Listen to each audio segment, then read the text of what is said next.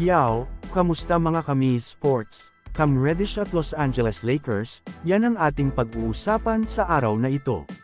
Sa first game nga ng Los Angeles Lakers sa free season ay nakalaban nga nila dito ang Golden State Warriors, at ito nga rin debut game ni Cam Reddish para sa Lakers.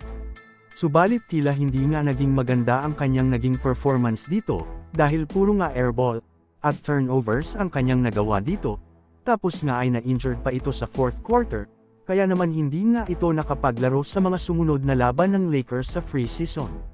Subalit kahapon nga lang ay muli nga natin nakita itong si Cam Reddish para sa Los Angeles Lakers, at kitang-kita na nga agad dito ang kanyang improvement na tila nakapag-adjust na nga ito sa kanyang bagong kupunan.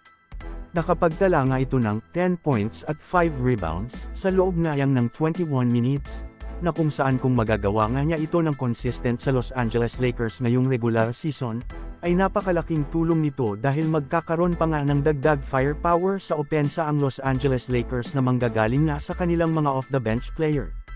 Ano ang masasabi mo dito?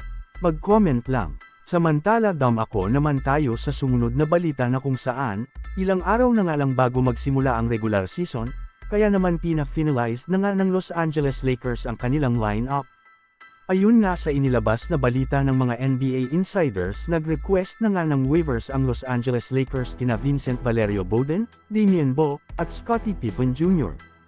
Meaning mga Kamiz Sports, ay tanggal na nga sa Los Angeles Lakers ang tatlong players na ito. Ayun nga sa mga NBA insiders na kaya nga daw nagtanggal na ang Los Angeles Lakers ng mga batang players dahil sobrang dami nga nilang rookie ngayong season.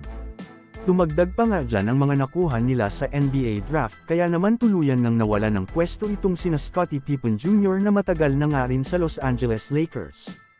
Well, para nga sa akin mga Kamiz Sports, ay good move lamang ito para sa Los Angeles Lakers dahil hindi na nga nila magagamit ang mga players na ito, dahil loaded na nga ang kanilang kupunan sa mga guards. Subalit kung ikaw ang aking tatanungin Kamiz Sports, sang-ayon ka ba sa move na ito ng Los Angeles Lakers? Mag-comment lang. So, ayon lamang ang ating mabilisang balita sa araw na ito, sana ay nag-enjoy ka.